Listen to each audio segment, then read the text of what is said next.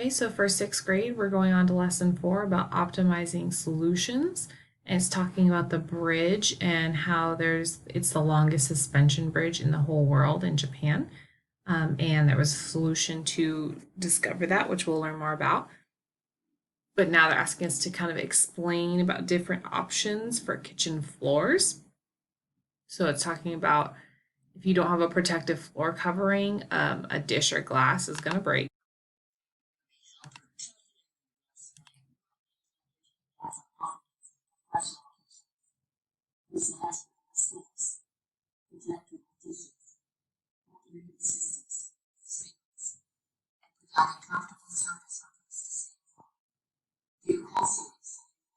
So if you saw it said like really you don't want to have a tile floor because that's just going to break. You can put a rug on top of it. You can have just like a small mat, or you can have this rubber anti-fatigue mat.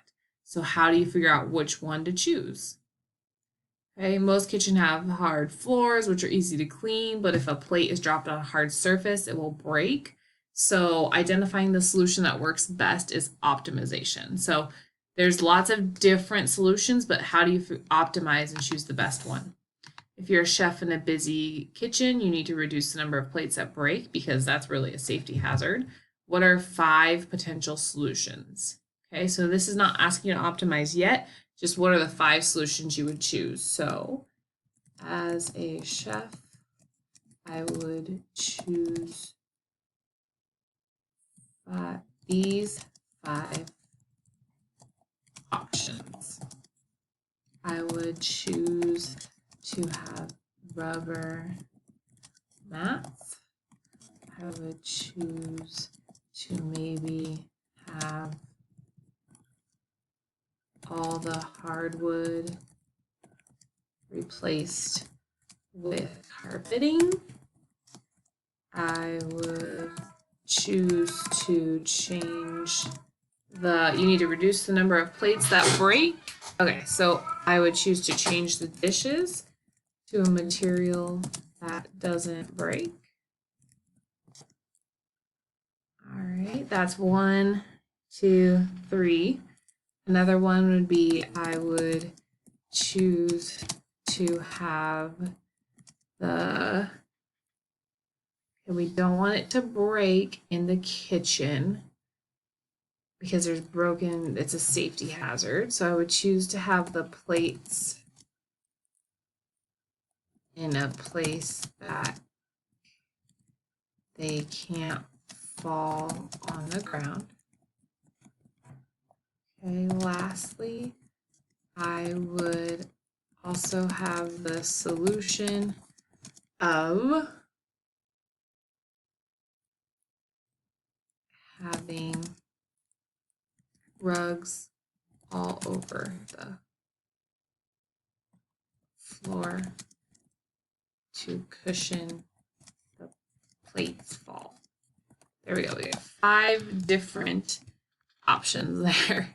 Choose a solution you think would work best for the problem. For me, the first thing I thought was the rubber mats, and I think that's the best solution based off of what I learned from up here, just about how the rubber anti-fatigue mat are used a lot in professional kitchens because they help in multiple ways and are easily cleaned. I think the rubber anti-fatigue mats would be the best solution because the plates wouldn't break. It is also cheaper than changing the whole floor for all of the plates. It is easy to clean and it is easy to put all over the floors, right? And then we could test it. It could be tested by dropping plates onto the rubber mats and making sure they don't break, right? Because what would be the point of buying all those rubber mats if when the plate drops, it still breaks? All right, exploration 1, we have to create A design solution. We gotta make it the best, most promising design. Now we're talking about design for muffins. You don't want your design problem is to create muffins that are small, but they don't crumble. Okay? If the muffins are too dense, people won't like them. If they're too fluffy, they crumble. Right? The design, we tasted it, we designed and tasted and tested, and it fell apart. It was too crumbly. We have to make it denser. Okay? You have your recipe, but it's not the best solution. Okay? It crumbled. We have to make several batches. We have to test and model. We're trying to make this as effective as possible to have the best muffins. Optimize the design solution always involves testing the modified solution. Why is it helpful to replicate? Okay. It is helpful to test the muffins by making them multiple times with small changes. It is helpful to test more than once to make sure that nothing else was happening when you baked them.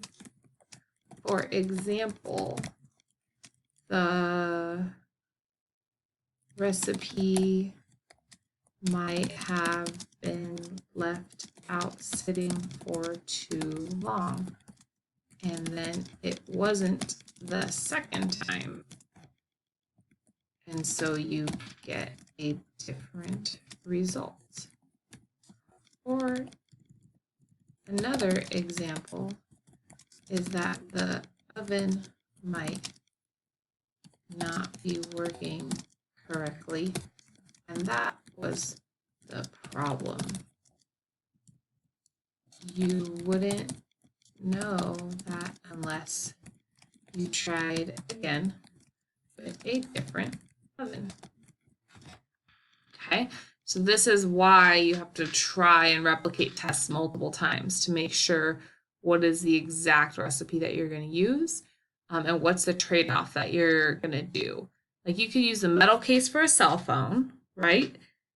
And it's going to make the cell phone last longer. But if you use a plastic case, it's way cheaper and lighter. So actually, most of us have plastic cases because it's cheaper and lighter. And that's the trade-off. The phone's not going to last as long, but it's cheaper and lighter. Why is making a trade-off an important part of optimizing a design? Right? It creates criteria, it gets rid of constraints, it helps identify what they need to do next.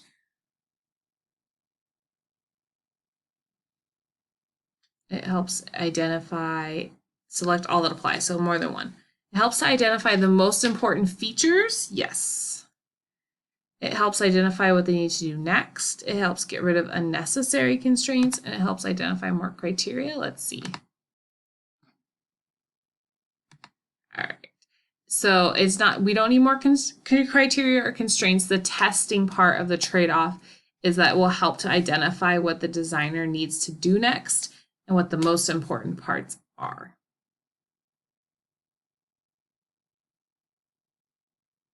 So testing, you have to make a model. So like we have to actually make the muffins, and that those muffins from that recipe will be our like design to test, right? So they're showing you like a shoe. So they create a model of the shoe, and then they're going to test it and make sure that it works and that it's the correct shoe for the problem. So then you actually, testing it will give you what are the advantages and disadvantages. So it kind of shows, when they say advantages and disadvantages, it's kind of like, what is the strength and the weakness? So this is a really strong shoe, but it doesn't last for very long. So there's strength and weakness, okay? In order to minimize costs, processed food is packaged in containers that allow maximum storage, but the minimum amount of material. So now they're talking about how they design different kinds of cereal boxes. They just take the maximum value and they try to put the least amount of cardboard around it. You have to find the cereal box size that has the maximum value and least amount of surface area. So we have to determine the volume to surface area ratio. So here's the volume, here's the surface area. Okay, and they gave us design criteria. What is the ratio? Okay, so basically it's asking us to determine the volume to surface area ratio and to round 2 decimal places. That kind of means I'm ignoring the height, length, and width. I'm only focused on the volume and the surface area. So for this volume and surface area, when they say compare and do a ratio, many of you should be thinking of how this is like a fraction and a division problem. So really, I'm just going to use my calculator to do some division to be able to figure out the volume to ratio. So you just want to use calculator. In your Google, kind of like I am, I'm going to take the two numbers and put them in there. So 3366, 3366 divided by 1621. And when I divided them, I get 2.07. They want me to round. 6 is higher than 5, so I'm going to say 2.08. Next one, 3437. 3437 divided by 1642. 2.09. 3424 divided by 1626. 2.11. We have to round. 2.11. All right, then I'm going to do 3409 divided by 1609. That is 2.12. Then I've got to do 3392 divided by 3392 divided by 1592. That equals 2.13. 3451 divided by 1595. 2.16. Oops, that was wrong. 3451 divided by 3451 divided by 1611. 2.14.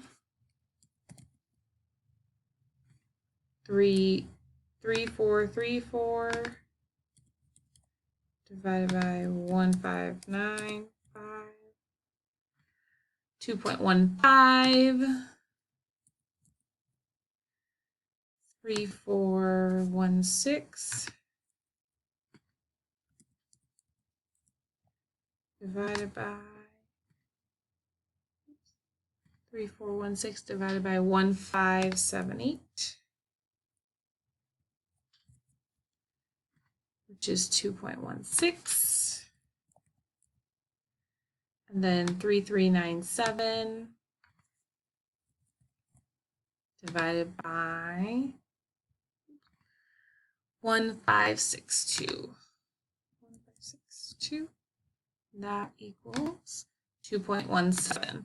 So then looking at this, what you're going to fill out really quickly is the best criteria, and that's all we need. We're going to have more. So I will pause right at this one right here for just the ability for you to write in all these different types. But then, so start from the beginning, determine all of your different volume to SA ratios, type them all in, and then we'll start a new video.